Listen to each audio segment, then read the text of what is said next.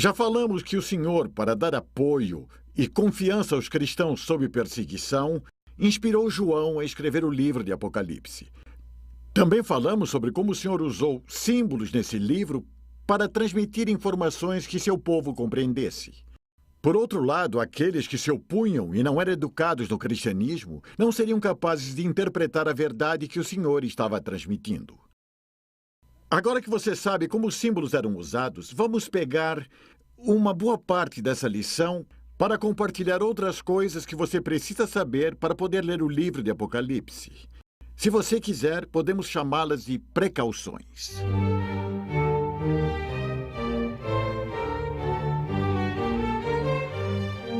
A primeira dessas precauções é uma que os pastores aprendem no seminário.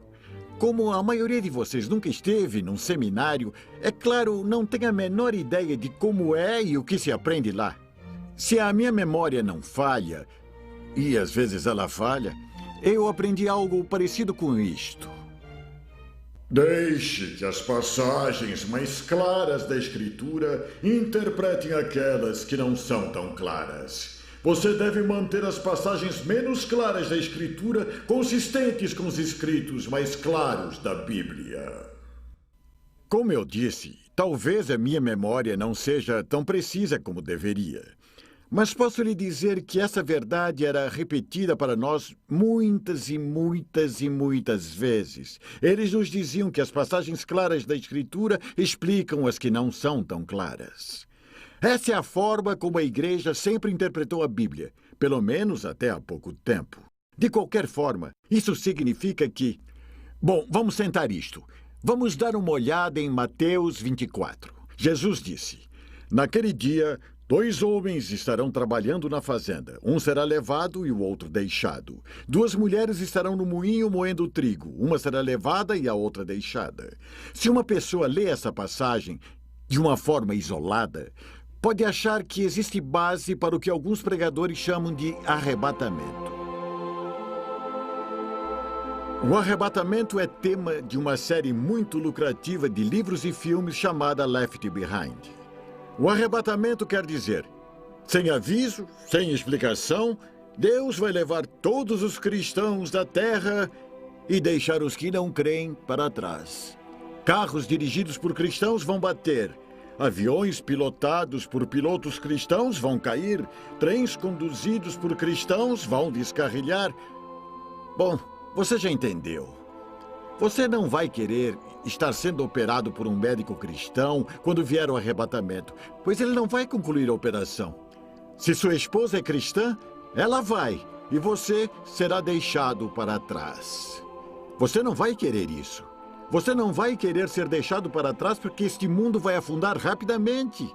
Os que forem deixados serão atingidos por pragas, peste, seca, fome, morte. Pense bem, se essa doutrina é realmente importante, deveria haver muitas outras passagens falando sobre o arrebatamento. E há? Em toda a Bíblia Sagrada, não há. Você pode ler a Bíblia de novo e não vai encontrar o arrebatamento.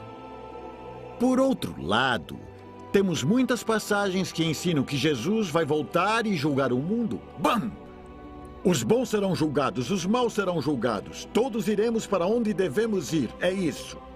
Por exemplo, o próprio Jesus disse: porque assim como o relâmpago risca o céu do nascente até o poente, assim será a vinda do Filho do Homem. Ele também disse: fiquem vigiando, pois vocês não sabem em que dia vai chegar o seu Senhor.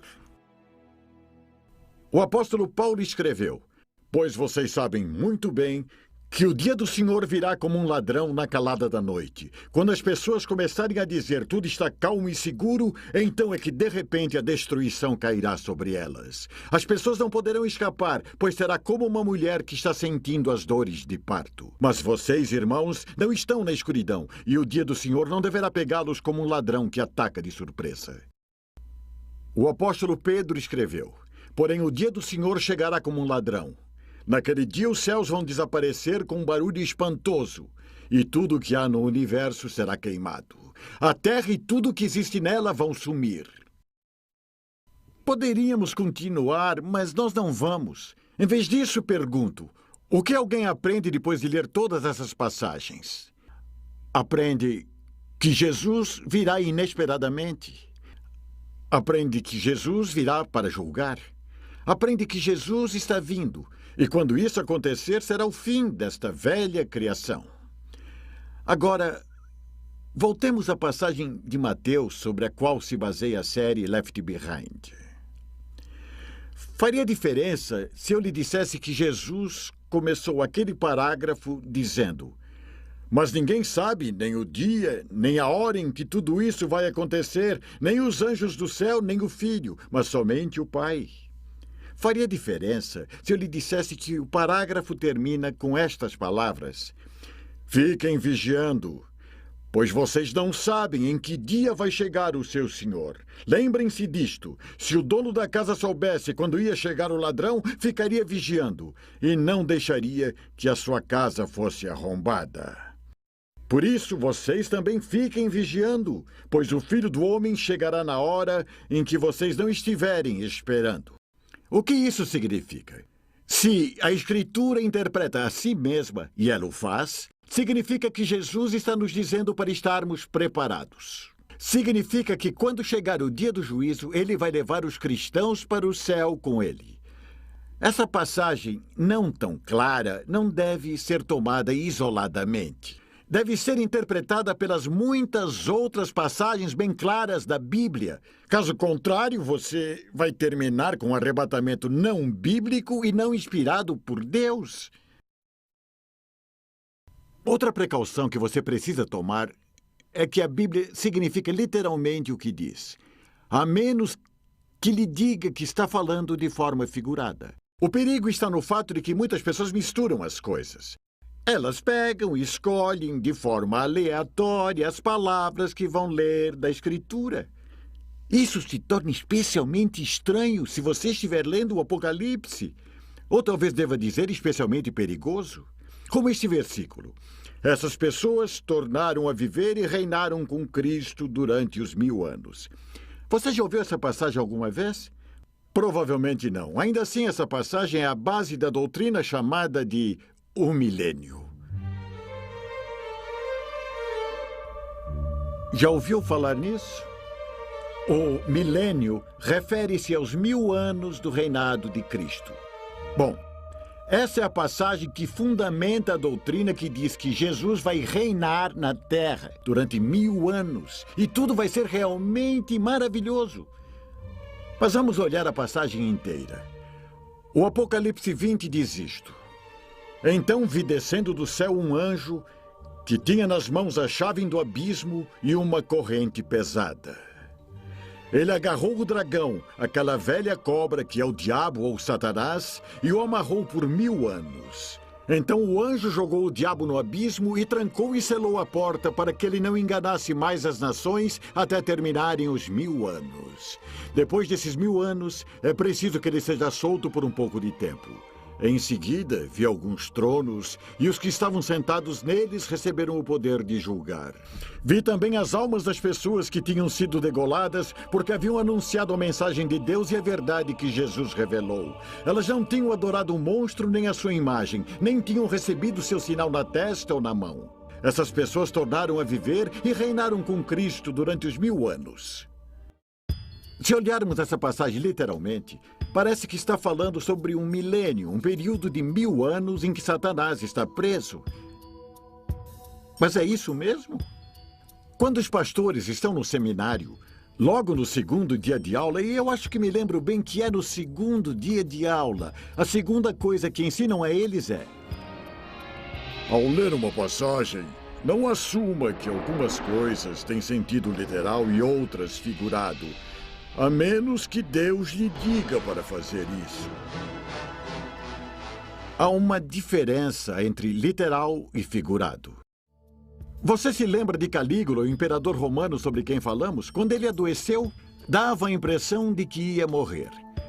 Muitos disseram que dariam voluntariamente a sua vida para que a vida do imperador fosse poupada. Eles estavam fazendo uma declaração em sentido figurado. Mas para Calígula era literal.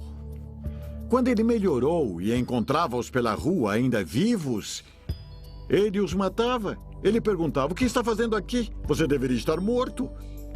Essa é a diferença entre o figurado e o literal. Agora, se vamos assumir que essa passagem afirma um reinado literal de 1000 anos de Jesus, isso significa que o diabo também precisa ser literalmente um dragão ou uma cobra? E que há um buraco real no chão no qual ele será lançado?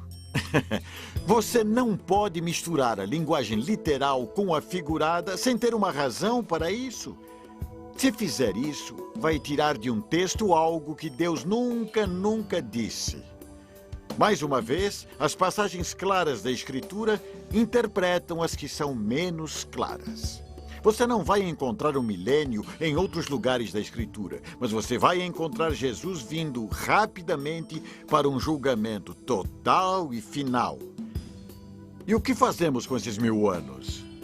Nós explicamos e podemos explicar facilmente de forma correta, mas não agora.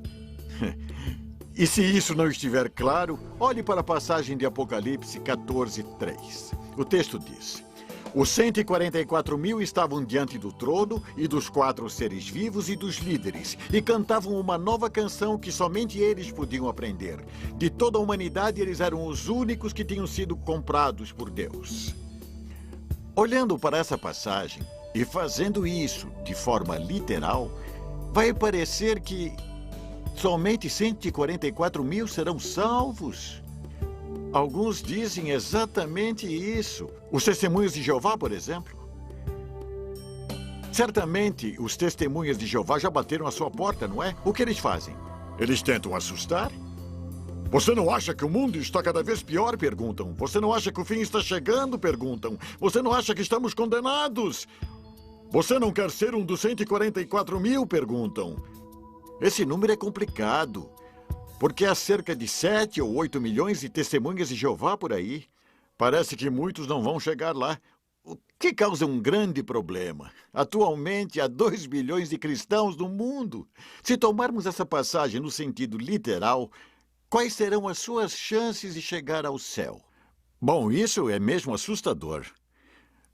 Novamente, literal e não literal devem ser divididos corretamente. Você não pode pegar e escolher o que você quiser. Deus é muito mais organizado do que isso. Falamos das precauções a tomar para ler o Apocalipse. Eis a número 3. Tem a ver com o tempo. Geralmente pensamos no tempo como algo linear. Esse é um problema no Apocalipse, porque no Apocalipse o tempo não é linear, é cíclico. Há épocas em que pensamos na história como cíclica. Queremos dizer com isso que a mesma coisa se repete de novo, de novo, de novo e de novo. Bom, você entendeu. Se você não está familiarizado com a visão cíclica do tempo, pense em quantas vezes você já pensou: bem, a história está se repetindo outra vez. A dificuldade aqui é que a história não se repete sempre exatamente da mesma forma. Ocorrem diferenças, não é? Uma das razões do Apocalipse parecer assustador para alguns é porque leem de uma perspectiva de tempo linear. Primeiro aconteceu isso, depois aquilo, e aquele outro, e aquela outra coisa, e aquilo mais, e isso é uma linha contínua que não permite variações. Esse é o tipo de visão de tempo que as pessoas objetivas e diretas preferem utilizar. Essa visão olha para o Apocalipse como um mapa da história da Igreja que vai em linha reta do 1º século até o tempo em que Jesus voltará para o juízo.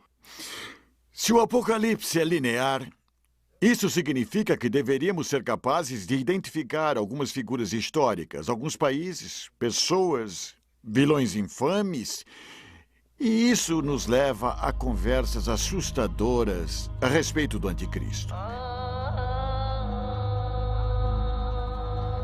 Em várias épocas, o Anticristo e a besta do Apocalipse foram associados a pessoas específicas: Napoleão, Mussolini, Hitler, Stalin e o Papa.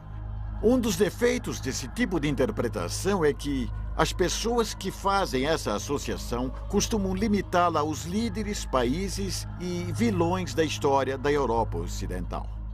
Outros personagens, como Mao ou fundadores de religiões alternativas globais, geralmente escapam da percepção porque são do Oriente Próximo ou distante. Na nossa época, o anticristo é representado como o bebê de Rosemary ou a criança assustadora de A Profecia. Ele é o oposto de Jesus. Geralmente possuem superpoderes para fazer coisas muito más. Em filmes mais recentes, geralmente o anticristo é derrotado antes do sacrifício de algum herói como Arnold Schwarzenegger. Bem, Arnold não tem poderes ou condições de derrubar o anticristo. Compreenda. Haverá um ser assim, e haverá muitas imitações de anticristos. A Bíblia diz que haverá. Esses anticristos, sem dúvida, tentarão tornar-se objetos de adoração. Usarão o seu poder, seu carisma e seus milagres para tentar seduzir o povo de Deus ou ameaçá-lo. E serão bem-sucedidos com os que não mantiverem os olhos fixos em Jesus e na cruz. Então, você tem um livro de 20 séculos de idade que fala de muitas pessoas e do fim dos tempos. Surpreendente. É compreensível que as pessoas queiram entender algo que é tão complexo e tão divino. Essa é a razão deste estudo. Queremos ajudá-lo no seu estudo. Queremos que você descubra por si mesmo que o Apocalipse foi escrito especialmente para os primeiros e para os últimos anos da Igreja. Mas também foi escrito para ajudar o povo de Deus a encontrar coragem para viver em um mundo pecador. Também fala da vitória definitiva dos cristãos e pode alcançar todo o povo de Deus de todos os tempos. Estamos falando sobre precauções e estamos quase terminando. Mas não podemos seguir adiante antes de concluí-las. A próxima precaução é que precisamos nos lembrar de que João está tentando descrever o indescritível. Ele está tentando fazer isso dentro dos limites da linguagem humana. É uma tarefa difícil. Eu poderia falar com você sobre ruas de ouro e perguntar: ruas de ouro teriam tamanho valor no novo céu e na nova terra de Deus? Seriam confortáveis para se caminhar nelas? Em vez disso, prefiro apontar uma passagem de Apocalipse 21. Está escrito: Ele enxugará dos olhos deles todas as lágrimas. Não haverá mais morte, nem tristeza, nem choro, nem dor. As coisas velhas já passaram. Olhe bem para essas palavras. O que João lhe disse sobre o céu? Olhe mais de perto. Na verdade, ele diz pouco a respeito do lugar. Isso porque João não tem palavras para descrever esse tipo de perfeição. Seu vocabulário o limita a dizer o que o céu não é. O que não tem lá. Pense um pouco, o que ele vai dizer? No céu você será muito, muito, muito completa e verdadeiramente feliz. Linguagem tem limites. Próxima precaução. Não o analise demais. O pastor vai explicar que quando você lê parábolas, não pode passar por elas dizendo que isto significa isso, aquilo significa aquilo e cada coisa está associada a algo mais. Não é verdade. Muitas vezes as parábolas têm apenas um ponto, somente um ponto. Da mesma forma, no Apocalipse, procure o espírito daquilo que o Senhor está nos dizendo.